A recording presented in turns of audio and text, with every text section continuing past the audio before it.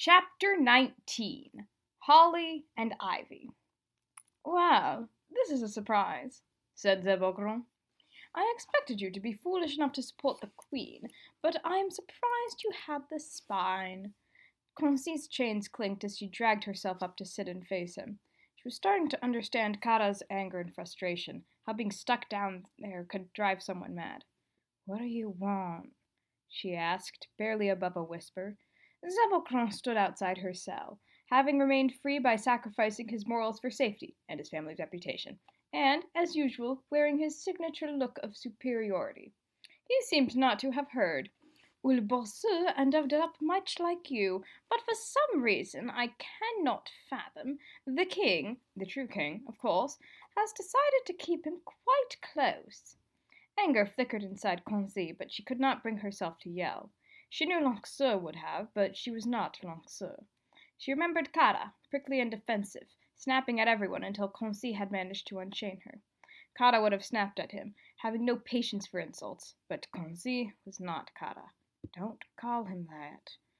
Zebbocron either ignored her or did not hear. "And did you know that? All this news down here as scarce as in that town, if you can even call it that, you grew up in." "It ain't that small of a town," Concy mumbled. It really was not. There was a reason why villages in the middle of nowhere were not made the provincial capital. Zebbocron sighed. "No one can understand you, Bohnia. You manage to speak even quieter than Elinsco."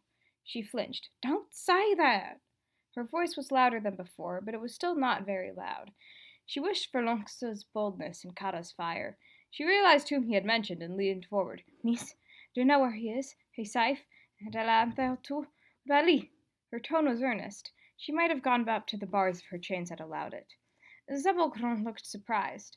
"So you can speak! Your grammar is suspect, though." She frowned. "I didn't—" He continued as if she had not spoken. "Do not call them Ella and Theo. It is improper. Ella sounds like a girl's name and Theo sounds like a boy's. And have you not spent the past, 70 years trying to convince everyone that you are not a lion?" She flinched and shrunk back. "And have you not been listening? The only one I have not told you is Jarissa, who supports the true king.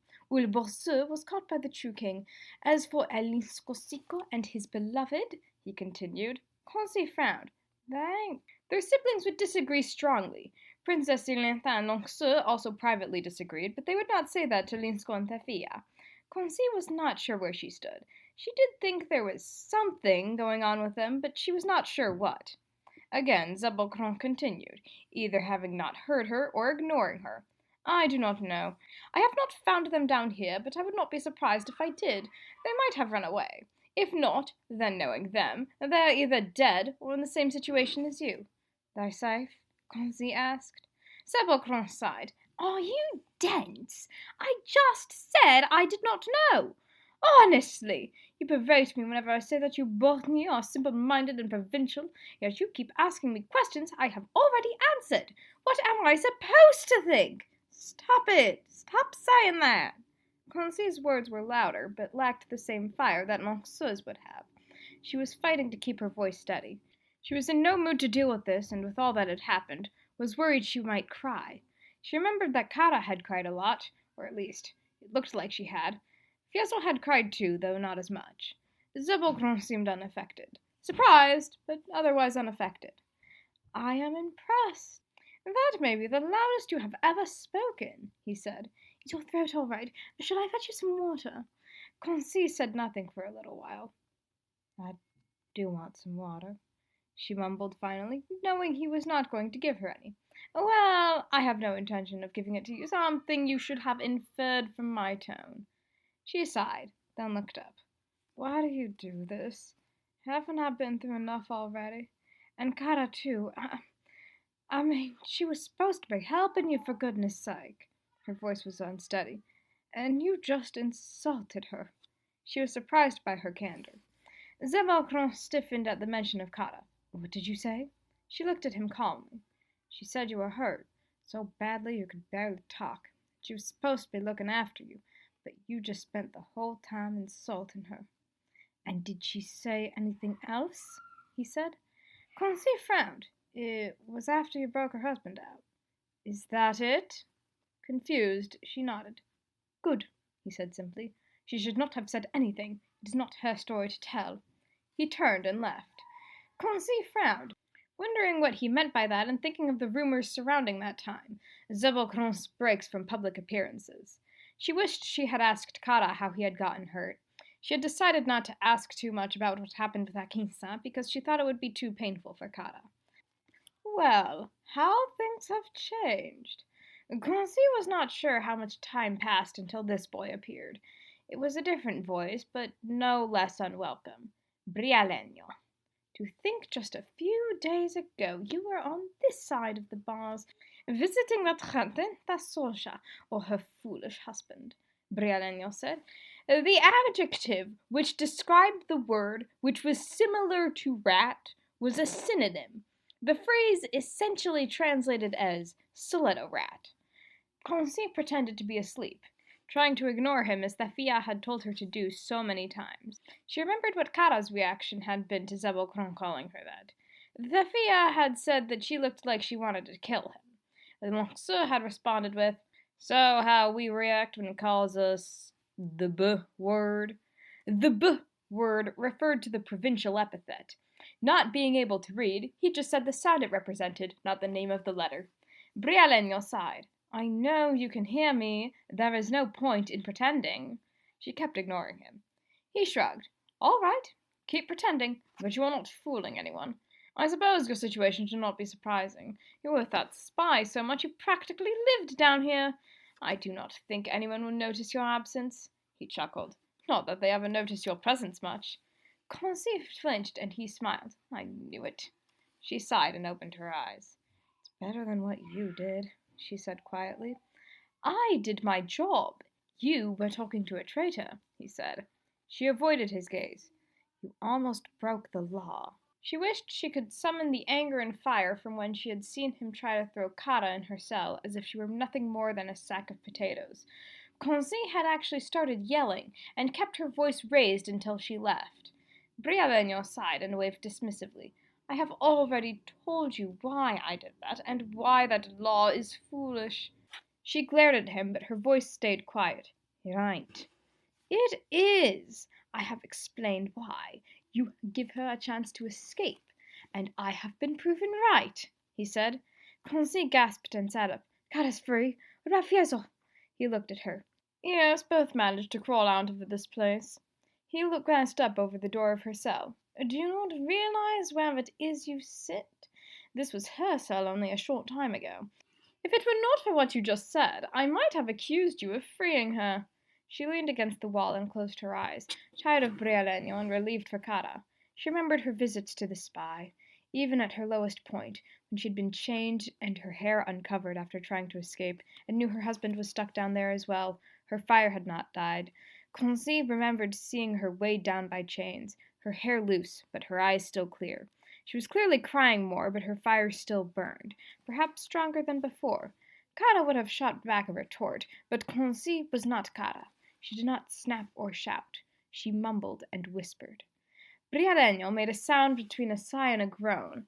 Stop these games, Consa! You will not fool anyone, so stop it! This was one point where he differed from Zebbocron. Actually calling the Beradins by their names.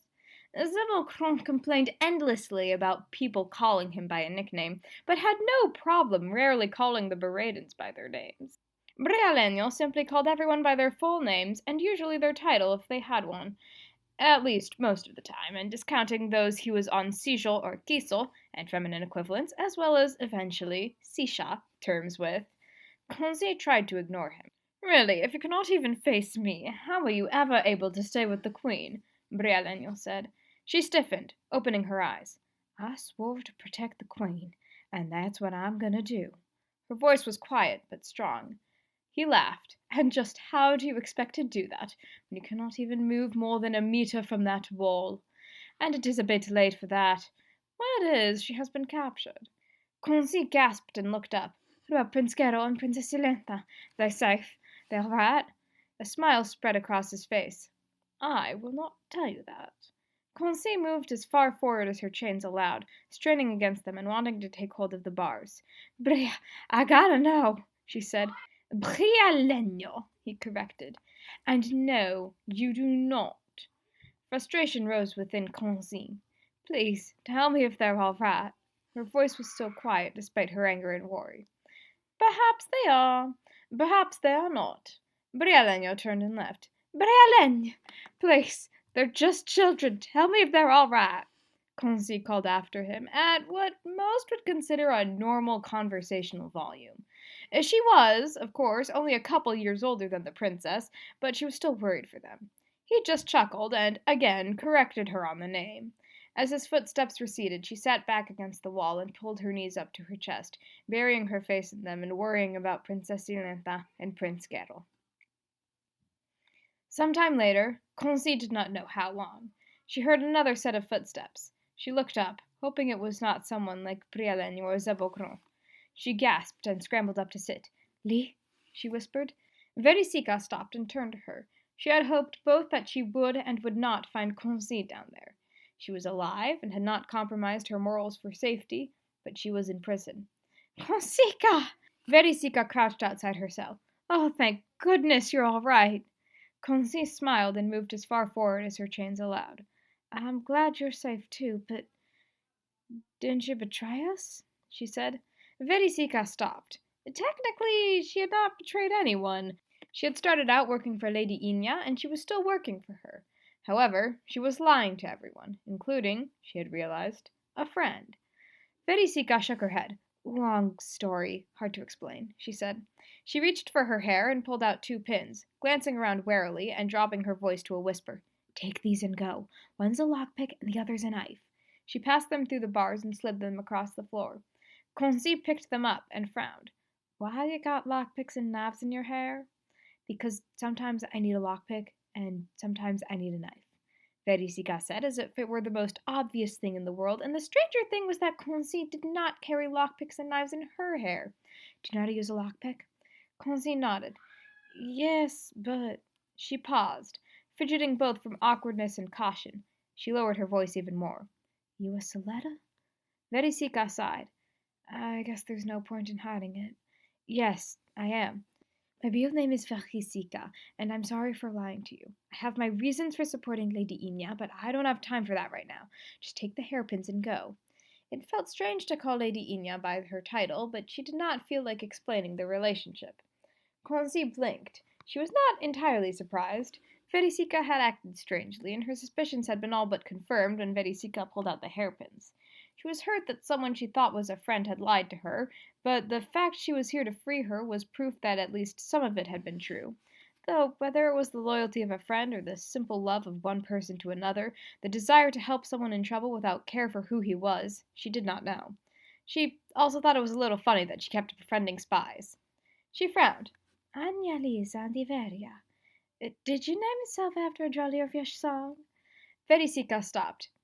I was hoping you wouldn't notice. Concy smiled, feeling a little like laughing for the first time in days, or however long it had been. That's almost as bad as Cara naming herself Resha. Vericica smiled as well. Our other spy named herself after the boy she wanted to marry. At least Resha's a common name and not hers, and it's a little sweet. Is it true that y'all... She trailed off, but then continued. That y'all support the Jarissa King? She said the Jarissa King, barely louder than a whisper. Vericica shook her head. Whoever those people are, they're not working with us. Now take the pins and go. I don't know how much time we have. A lot of Beradans fled to our Terra and Southern Ocean, but I'm not sure about Saravinians specifically, and I think a lot of them are still in Bereda. I think Kaka's family is in Karali. Concy blushed. I don't know that one. I'd be surprised if you did. It's hidden, about halfway between here and Sillery. Concy nodded. And Cara? I heard she and Fieso escaped. Are they safe? Vericica nodded. I think so. Her children started to come during the attack, but I'm sure they handled it. She didn't come all this way just to die, or to let them die. And we got Fieso out, too. And the Queen? I heard she was captured. Concy looked up. Is it true? Is the princess all right? Vericica shook her head. There was a rumor, but I don't think it's true. Concy sighed. Thank goodness. Sharing a rumor like that was a somewhat unlucian thing to do, though. Vericica nodded. Now, you need to get out. I will. Thank you. Konzi blushed. But could you tell me what day it is? Vericica smiled. First Shamakhrudi, she said. She stood and left. Konzi blinked. 3 days? It had only been 3 days? It felt like 3 years! 3 centuries, even! Konzi waited for a little while, then picked the locks to her chains and the door of her cell, and left, remembering the state Cara had been in after she tried something similar.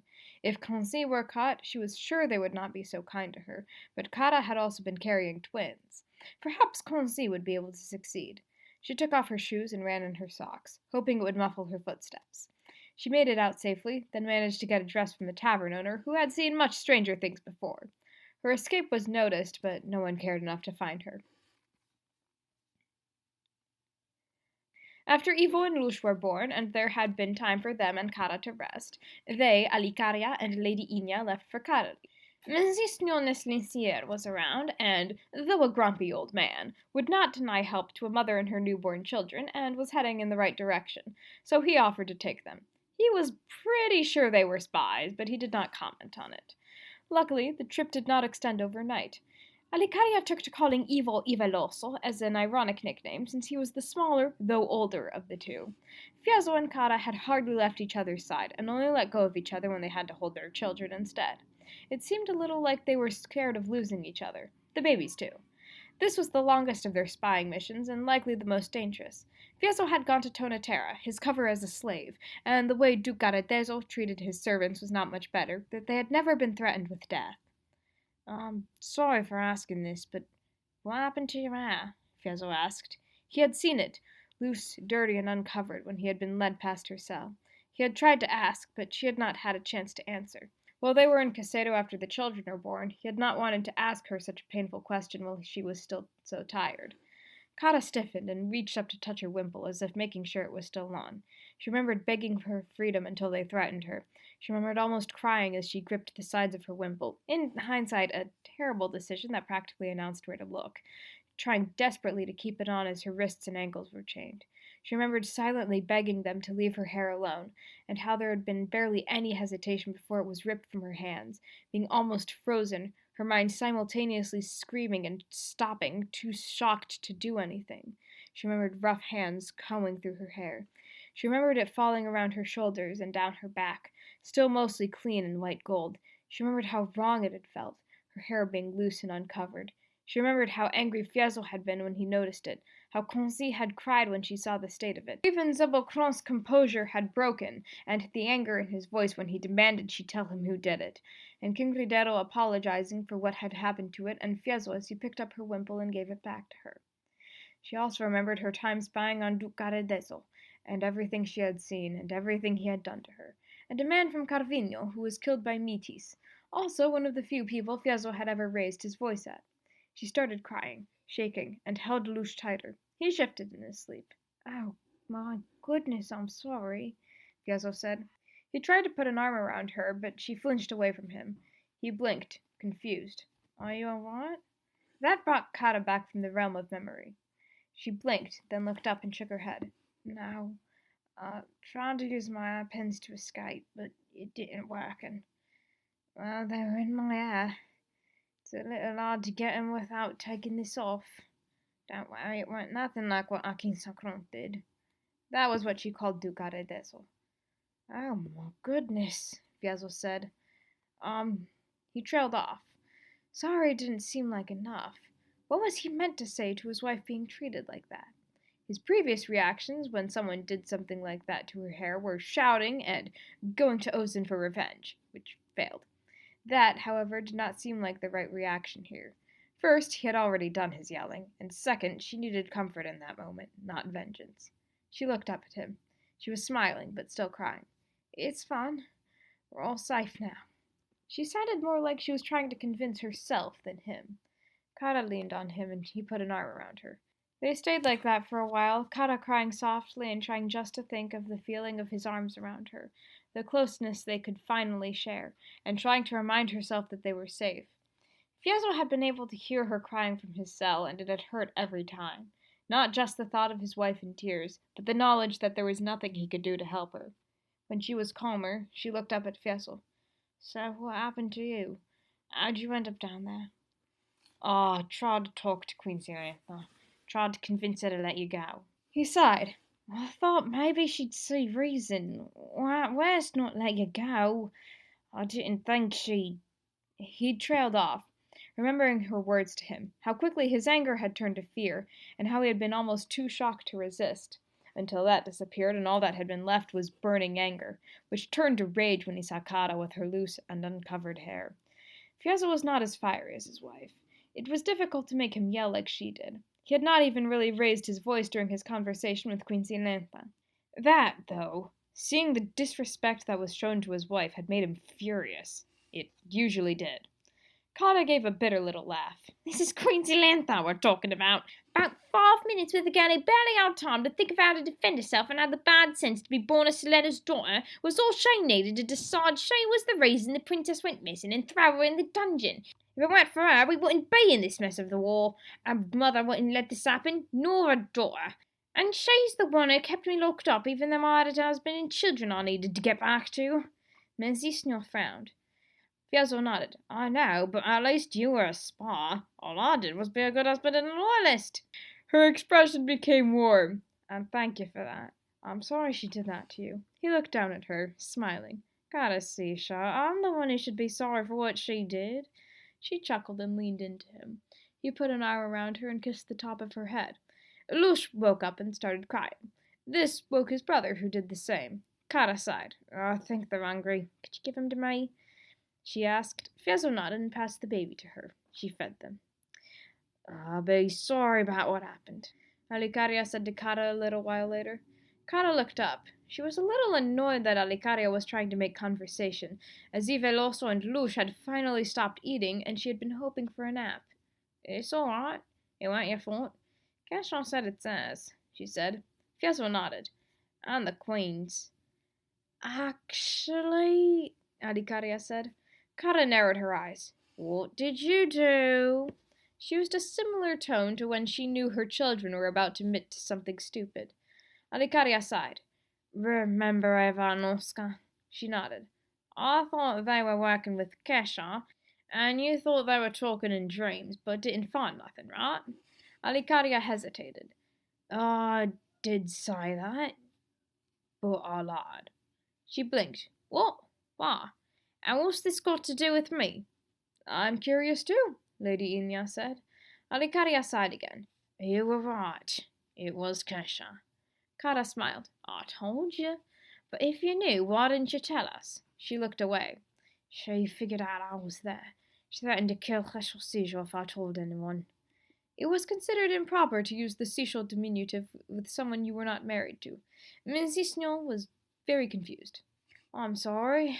Cara might have taken her hand, but she did not have a free one and did not want to risk waking the babies. Alicaria smiled and shook her head. Oh, no. It be not nothing compared to what happened to you. At least I knew my husband was safe. She frowned. For a little. He be not my husband yet. She smiled. He will be soon. By the way, tell me when the wedding is. I want to be there.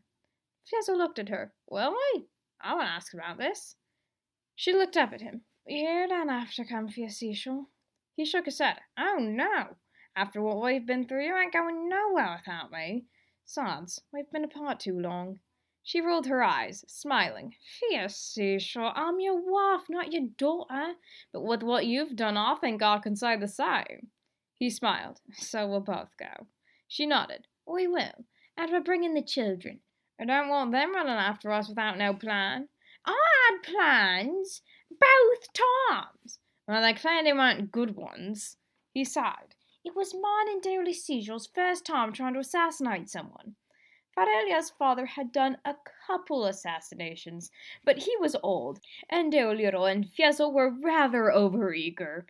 And it showed.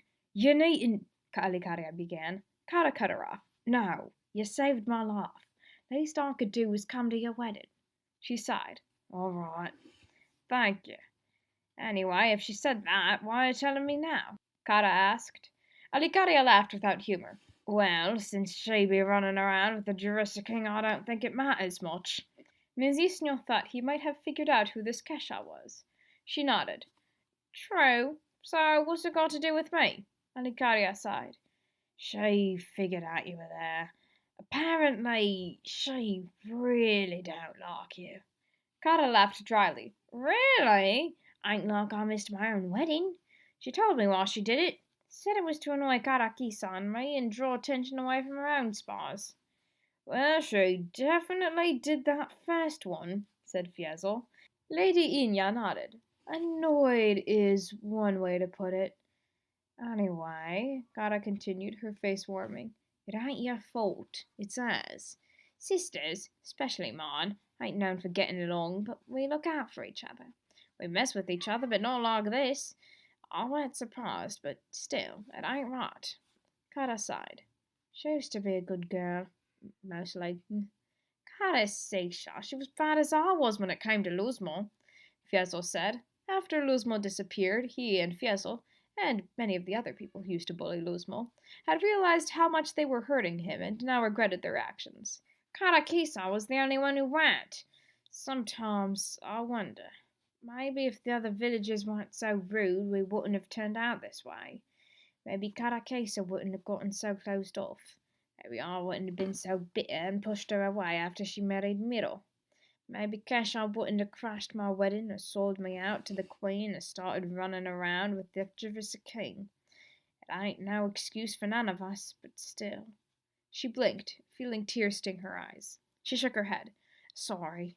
Minzisnil's suspicions had been confirmed. Alicaria nodded. I see. She frowned. Sorry if this seems rude, but why'd you stop being so bitter? She shook her head. No, it's fine. It was that Bavarian girl, Concy. She was kind to me. The princess was too, even if she didn't try to break me out, she said. Fiezel looked up. Her name's Concy? Cara frowned and nodded. Fiezel sighed with relief. Oh, thank goodness I know her name now.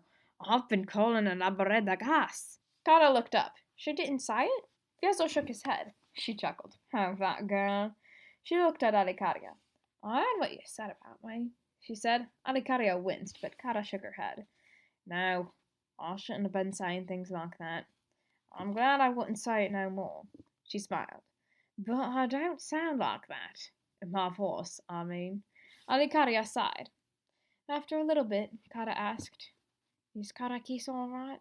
And Lezakisa, Sidekisa, and Ferakiso? Lady Inya glanced back and nodded. They are. They were very worried about you. Jarissa and Fiezel were ready to run off to Casedo and break you out themselves. Fiezel smiled. And one of us actually tried to. Cara smiled, again feeling like she might cry. Karakisa did that? She did, said Lady Inya. Cara blinked and leaned against Fiezel. She fell asleep like that. Fiezel smiled at her. Being hidden, Karali had not been flooded with people fleeing from Casedo and the towns near it, at least not to the same extent as other towns, but the air in the town was still tense.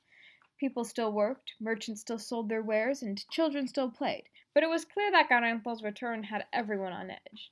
Karasika was the first one to spot Cara. She ran over to her. Karakisa, you're safe! She glanced at Iveloso, then back at Cara. Now give the baby to someone else so I can hug you. Cara smiled. Karasika's presence was a surprise, but a welcome one. Cara looked up at Fiezel. Could you hold him? She asked. He nodded, smiling, happy to finally get to hold both of the babies. She gave Iveloso to him, and Karasika hugged her tightly. I know we haven't had the best relationship, but I was worried about you, Karasika said. Cara smiled.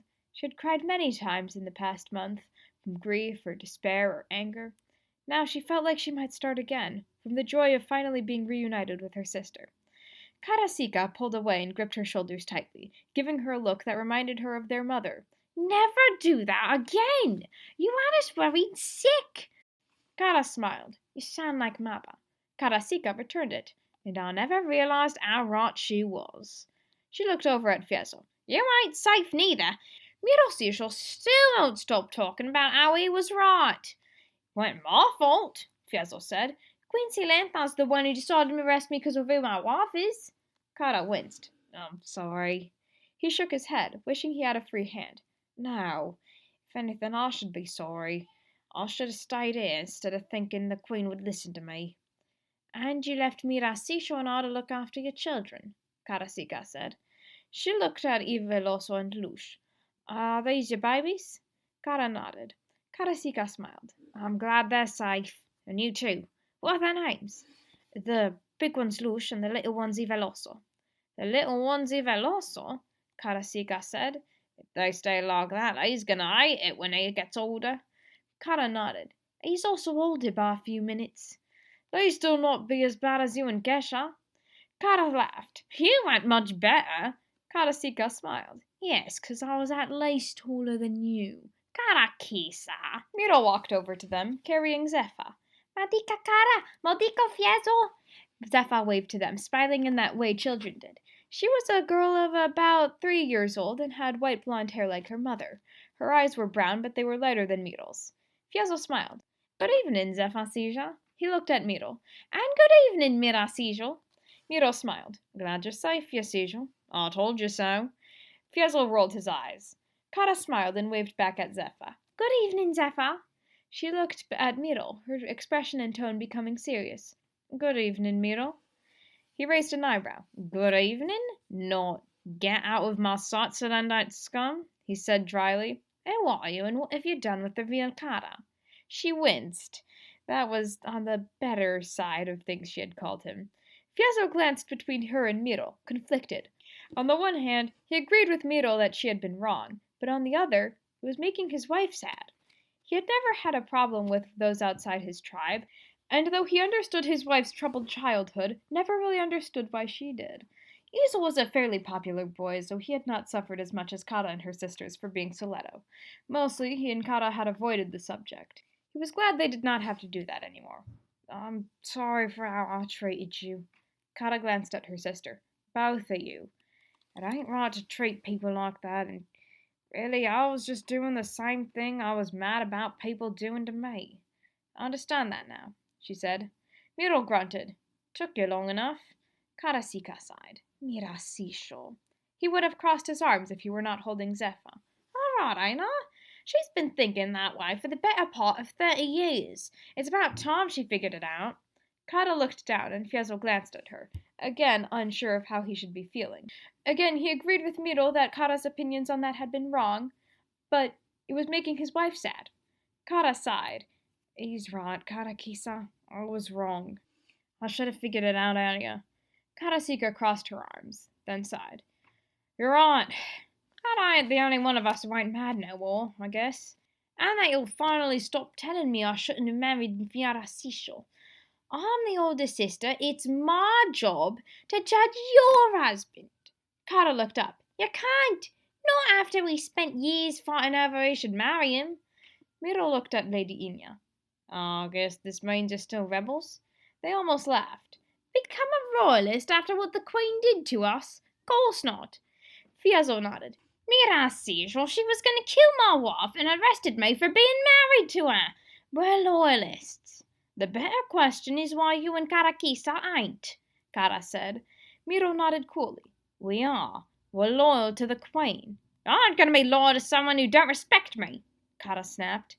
Vericica and Fiezo looked at each other and sighed inwardly. These arguments between Cara and Miro having historically disapproved of Vericica and Miro's marriage, were why they did not meet up much. Fiezo, Vericica, and Miro had all gotten along fine, and Vericica and Cara's relationship was strained, but Cara and Miro were outright hostile. The children had always gotten along well with everyone, despite their parents' complicated relationships.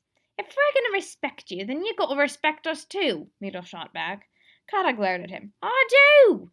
"Not many don't," said Lady Quinia. "Not like she did." Alicaria nodded. "I don't care about that. I just want the Queen to stop acting like we be enemies." "So you betray your country and make everything harder for the rest of us?" Miro retorted. His words were harsh, but there was pain under them. Cara flinched, remembering what had happened to Deoliro and his son. Lady Quinia narrowed her eyes. "Without us, this country wouldn't exist." Vericica took his hand. "They've a point, Mirasisho. You know as well as I do that people don't trust us." She smiled. Or are you going to say you've been worrying for nothing? Miro sighed. I guess. But I don't see why we got to go to war over it. You say you're trying to make things better, but it feels like you've just made them worse. I tried talking. It didn't work.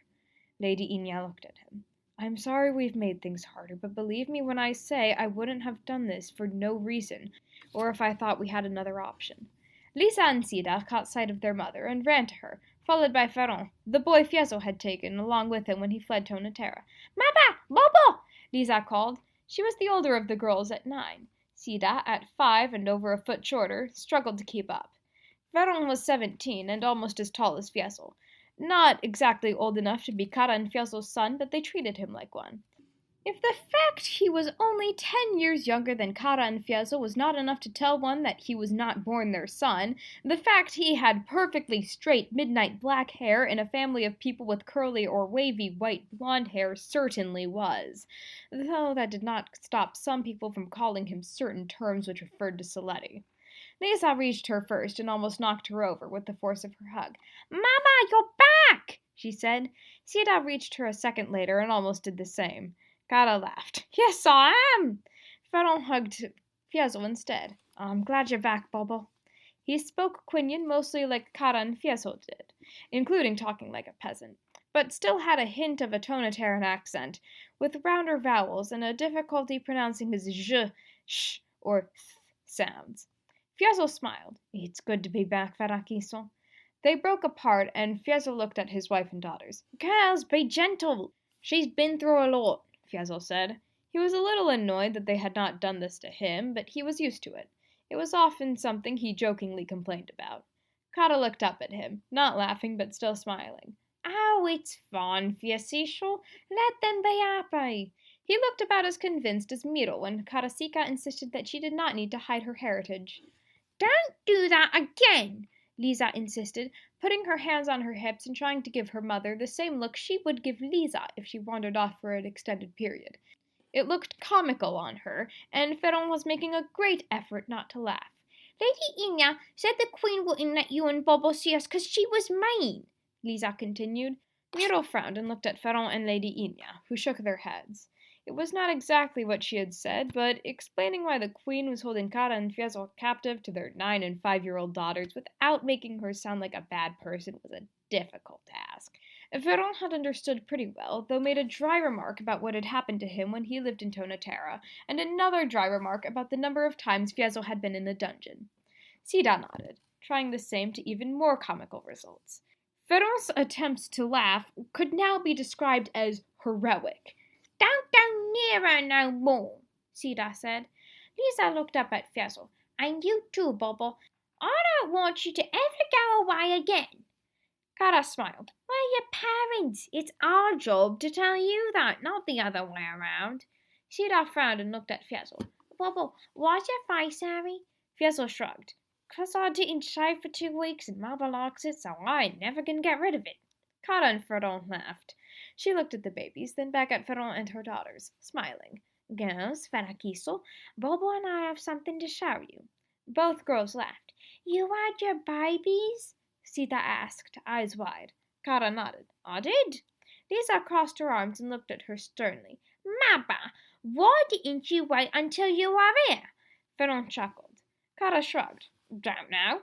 Weren't my choice. She looked up. But they're your children.